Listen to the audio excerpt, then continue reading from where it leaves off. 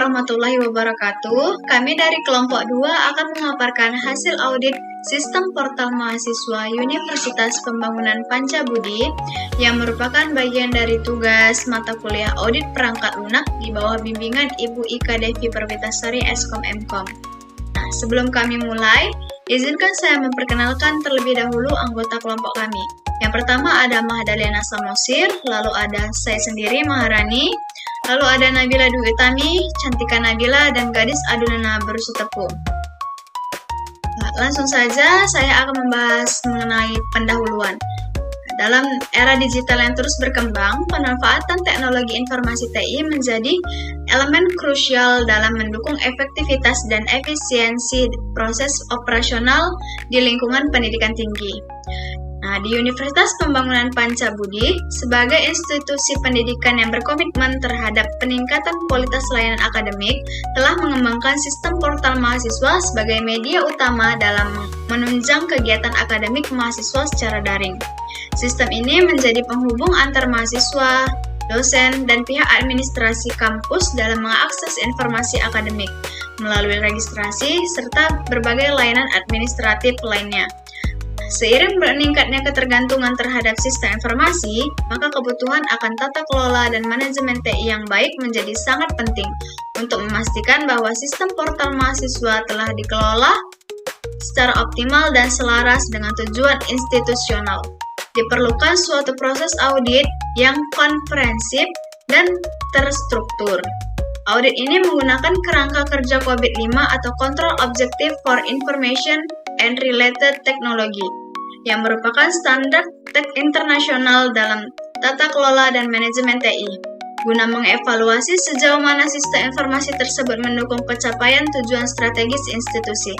5 domain utama COVID-5 meliputi EDM atau Evaluate, Direct, and Monitor, yang mengevaluasi tata kelola strategis TI, APO atau Elite Plan and Organize, yang menilai perencanaan dan pengorganisasian sumber daya TI, BAI atau Build, Acquire, and Implement, yang mengkaji proses pengembangan dan akuisisi sistem TI, DSS atau Deliver Service and Support, yang mengevaluasi pelaksanaan layanan dan dukungan sistem, serta MEA atau Monitor, Evaluate, dan Assess, yang menilai proses monitoring dan evaluasi terhadap kinerja dan kepatuhan sistem TI. Melalui pelaksanaan audit ini diharapkan diperoleh gambaran menyeluruh mengenai kondisi aktual dari sistem portal mahasiswa, serta rekomendasi yang dapat dijadikan acuan untuk perbaikan dan pengembangan sistem ke depannya agar selaras dengan prinsip-prinsip tata kelola TI yang efektif, efisien, dan berkelanjutan. Baiklah, selanjutnya tujuan audit yang akan dijelaskan oleh rekan sekelompok saya, yaitu Mahdalena Samosir. Saya Mahdalena Samosir, saya akan mempresentasikan tujuan audit yang kami lakukan. Audit terhadap sistem portal mahasiswa Universitas Pembangunan Pancabudi ini dilakukan untuk menilai apakah sistem portal benar-benar mampu mendukung kebutuhan pengguna mahasiswa. Dalam proses kegiatan akademik secara digital, fokusnya pada yang pertama, kemudahan pengguna, kelengkapan fitur, jadwal, kuliah, nilai, KRS, dan lain-lain. Yang ketiga, kecepatan akses dan keandalan sistem. Yang kedua, menilai efisiensi operasional. Audit mengkaji bagaimana sumber daya TI seperti server, bandwidth, waktu kerja staf, dan tenaga IT digunakan. Tujuannya untuk memastikan sistem seperti memberikan layanan optimal, tidak terjadi pemborosan, atau penggunaan sumber daya yang berlebihan. Yang ketiga, mengukur kesesuaian dengan kerangka COVID-5. Audit ini mengevaluasi apakah sistem sudah mengikuti prinsip-prinsip manajemen TI yang baik menurut COVID-5 seperti transparansi, akuntabilitas, integritas, dan keberlanjutan layanan TI. Yang keempat, kemudian mengidentifikasi risiko dan kelemahan sistem. Ini bertujuan untuk menemukan celah keamanan, kekurangan dokumentasi atau prosedur, kelemahan pengelolaan sistem. Risiko-risiko ini dapat mengganggu stabilitas dan keamanan sistem jika tidak ditangani. Kemudian yang kelima, memberikan rekomendasi perbaikan. Dari hasil audit dan identifikasi risiko, tim auditor menyusun saran teknis dan manajerial untuk yang pertama memperbaiki kelemahan sistem, yang kedua meningkatkan platform keamanan, tata kelola, kemudian menjamin keberlanjutan sistem di masa depan. Jadi inti tujuan audit ini bukan hanya untuk mencari kesalahan, tetapi sebagai alat evaluasi dan bahan pengambilan keputusan strategis, agar sistem portal bisa berkembang secara terarah, aman, dan sesuai standar teknologi informasi yang berlaku. Oke, selanjutnya objek audit yang akan dijelaskan oleh rekan sekelompok saya yaitu Nabila Dwi Utami. Di sini saya akan menjelaskan tentang objek audit. Objek audit dalam kegiatan ini adalah sistem portal mahasiswa Universitas Pembangunan Pancabudi, yaitu sistem berbasis web yang digunakan untuk mendukung seluruh aktivitas akademik mahasiswa secara daring. Ada beberapa objek audit. Yang pertama, informasi akademik mahasiswa. Portal menyediakan sebagai informasi penting terkait kegiatan akademik. Antara lain, jadwal perkuliahan. Mahasiswa dapat melihat jadwal kuliah semester berjalan sesuai kelas dan program studi masing-masing. Nilai mata kuliah. Setiap nilai dari mata kuliah yang telah ditempuh akan ditampilkan dan dapat dilihat sewaktu-waktu. Kartu Rencana Studi atau KRS. Mahasiswa dapat melakukan pengisian dan pengajuan KRS secara online sesuai dengan ketentuan akademik yang berlaku. 2. Status akademik dan keuangan. Portal juga menjadikan informasi lengkap mengenai status akademik mahasiswa aktif, cuti, dan non-aktif, dan status keuangan seperti tunggakan atau pembayaran SPP atau UKT, sistem penampilan jumlah tagihan, rincian pembayaran, dan status lunas atau belum. Riwayat pembayaran. Mahasiswa dapat mengecek riwayat pembayaran yang pernah dilakukan beserta tanggal keterangan transaksinya. 3. Fasilitas administratif digital. Sistem memberikan kemudahan akses terhadap beberapa dokumen penting dan layanan administrasi. Permintaan surat. Mahasiswa dapat mengajukan permohonan surat keterangan aktif kuliah, surat pengantar magang, dan lain-lain secara online. Cetak KHS dan transkrip. Sistem kemungkinan mahasiswa untuk mencetak kartu hasil studi KHS dan transkrip nilai semester sementara langsung dari portal tanpa harus datang ke bagian akademik. Oke, selanjutnya lingkup dan metodologi audit yang akan dijelaskan oleh rekan sekelompok saya, Cantika Nabila. Perkenalkan, nama saya Cantika Nabila, NPM 2314370156. Di sini saya akan menjelaskan lingkup dan metodologi audit. Yang pertama, saya akan menjelaskan lingkup audit. Lingkup audit terhadap sistem portal mahasiswa Universitas Pembangunan Pancabudi mencakup aspek-aspek utama. Yang pertama, infrastruktur sistem, meliputi evaluasi server, jaringan, dan keamanan sistem yang mendukung portal mahasiswa. Audit menilai keandalan, ketersediaan, serta perlindungan data dari ancaman eksternal maupun internal. Yang kedua, manajemen data dan database, fokus pada pengolahan data mahasiswa, dosen, serta transaksi akademik dalam database. Aspek yang diperiksa meliputi integritas data, backup, dan prosedur pemulihan data jika terjadi kegagalan. Yang ketiga, antarmuka pengguna UI atau UX, menilai kemudahan pengguna, aksesibilitas, dan pengalaman pengguna portal. Audit juga mengidentifikasi hambatan yang dialami mahasiswa dan staf saat mengakses fitur-fitur akademik seperti KRS, pembayaran, dan informasi nilai. Yang keempat, prosedur operasional dan pengolahan. Mengkaji SOP atau Standar Operating Procedure terkait operasional portal, mulai dari pendaftaran mahasiswa, pengisian KRS, pembayaran, hingga pelayanan akademik lainnya. Proses ini memastikan semua prosedur berjalan sesuai kebijakan universitas. Yang kelima, kepatuhan terhadap standar tata kelola TI. Audit memastikan bahwa pengolahan portal mengikuti standar tata kelola TI, khususnya Framework COBIT 5 pada Dosen Deliver Service and Support atau DSS. Penilaian capability level dilakukan untuk mengukur sejauh mana proses telah dikelola secara baik dan berkelanjutan. Dan yang kedua, saya akan menjelaskan metodologi. Audit dilakukan dengan metode yang pertama, observasi penggunaan sistem, portal, atau auditor melakukan pemantauan langsung terhadap aktivitas mahasiswa dan staf dalam menggunakan portal, termasuk proses login, pengisian KRS, dan akses informasi akademik. Yang kedua, wawancara informal melibatkan mahasiswa dan staf untuk menggali pengalaman, kendala, serta saran perbaikan terkait penggunaan portal. Wawancara ini membantu mengidentifikasi kebutuhan pengguna yang belum terpenuhi. Yang terakhir, audit berbasis checklist Cobit 5.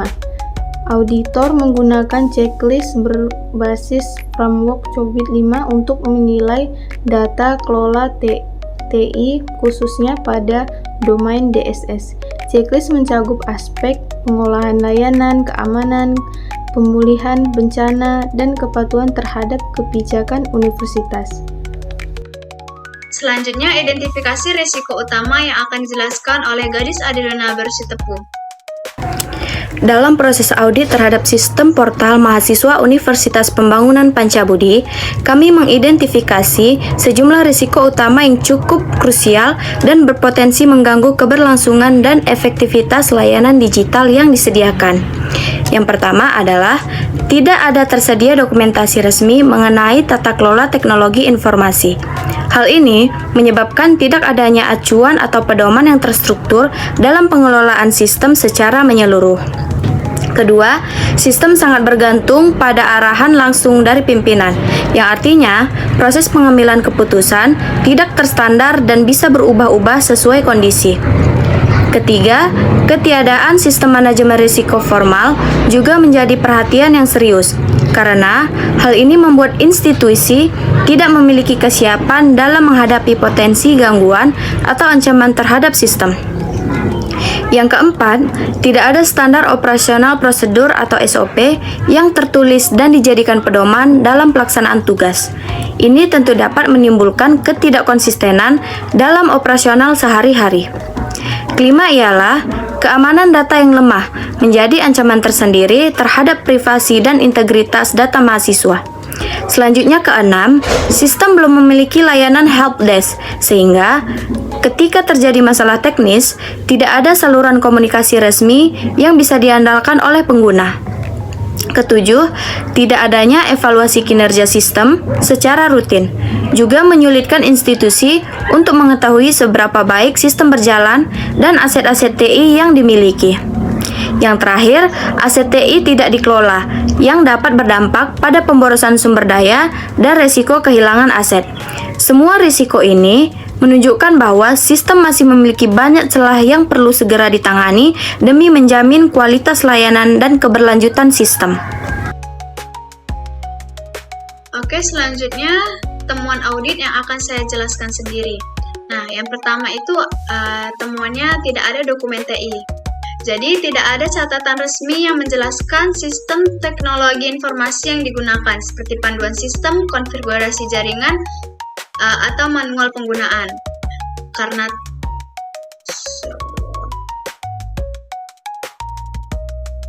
Selanjutnya, temuan audit yang akan saya jelaskan sendiri. Nah, yang pertama itu ada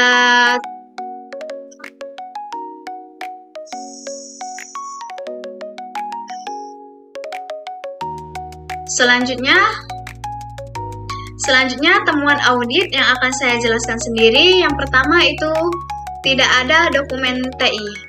Jadi tidak ada catatan resmi yang menjelaskan sistem teknologi informasi yang digunakan seperti panduan sistem, konfigurasi jaringan, atau manual penggunaan.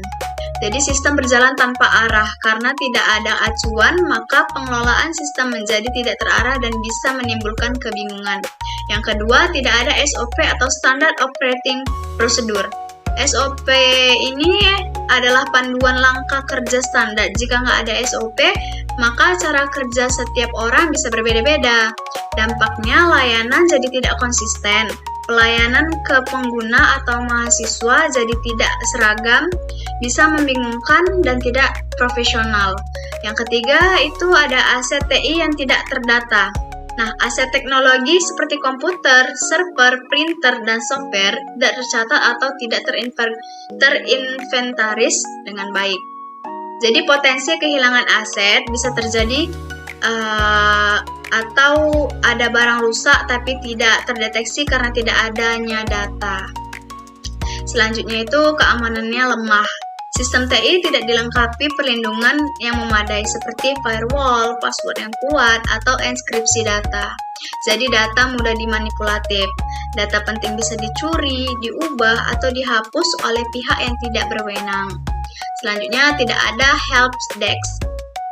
Tidak tersedia layanan bantuan atau support untuk pengguna saat mengalami masalah teknis.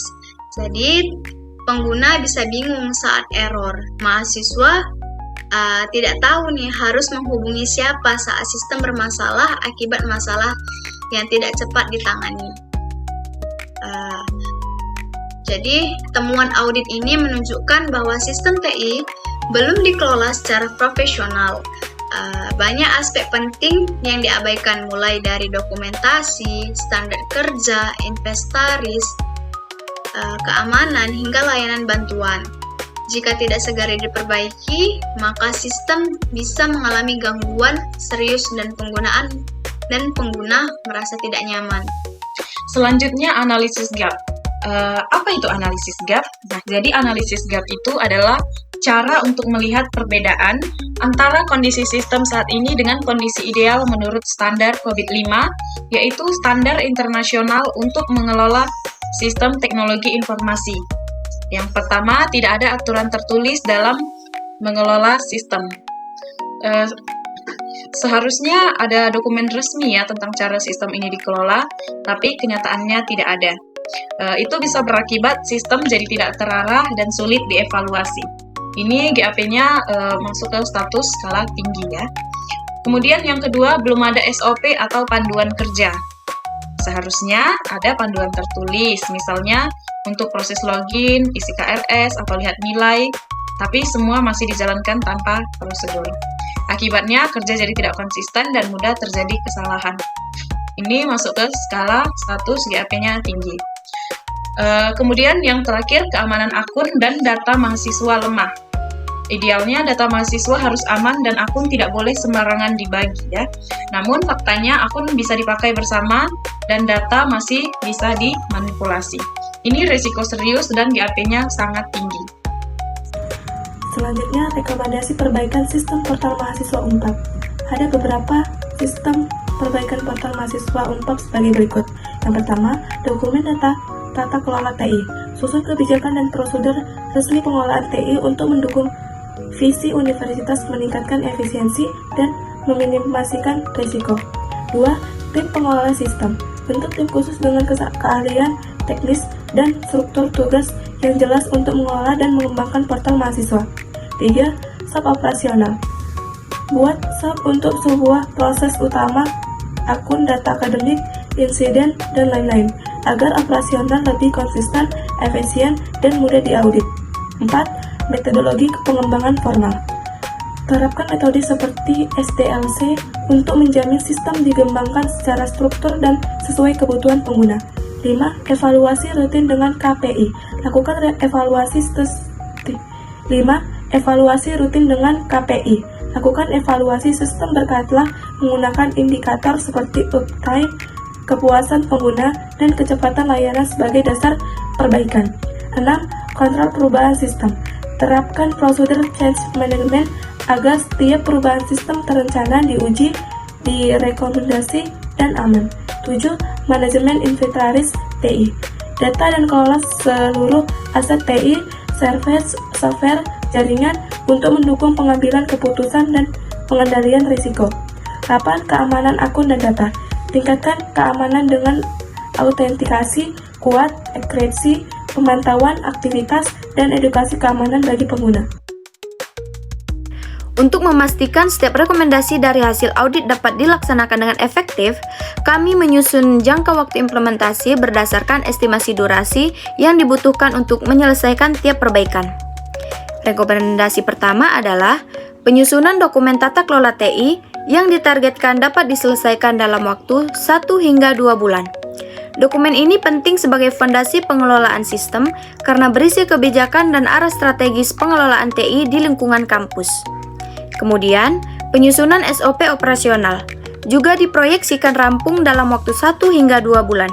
SOP ini akan menjadi pedoman kerja harian yang baku dan konsisten bagi tim pengelola, sehingga operasional sistem berjalan sesuai dengan standar.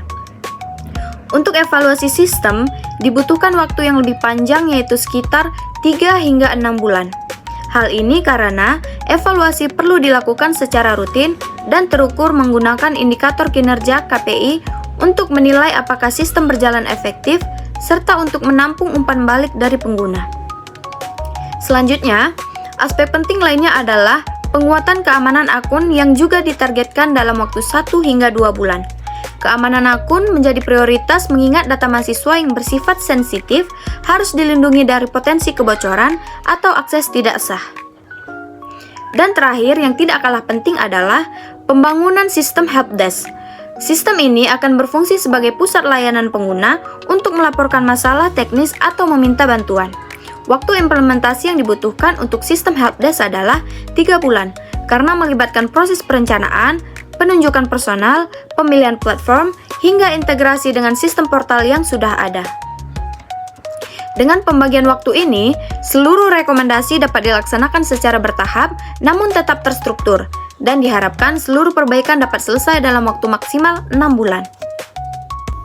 Kesimpulan, berdasarkan hasil audit yang dilakukan terhadap sistem portal mahasiswa Universitas Pembangunan Pancabudi, dapat disimpulkan bahwa sistem telah berjalan dan digunakan secara aktif untuk mendukung layanan akademik. Namun, dari sisi tata kelola dan pengelola teknis, masih ditemukan banyak kelemahan seperti belum adanya dokumentasi resmi, tidak tersedianya SOP, lemahnya keamanan sistem, serta belum dilakukan evaluasi dan pengawasan secara rutin. Selain itu, sistem juga belum sepenuhnya sesuai dengan prinsip dan standar tata kelola TI berdasarkan kerangka kerja Cobit 5. Hal ini menunjukkan bahwa meskipun sistem sudah berjalan, masih dibutuhkan banyak perbaikan agar dapat beroperasi secara efisien, aman, dan berstandar. Baiklah, itu tadi hasil audit sistem portal mahasiswa Universitas Pembangunan Pancabudi. Terima kasih dan sampai jumpa.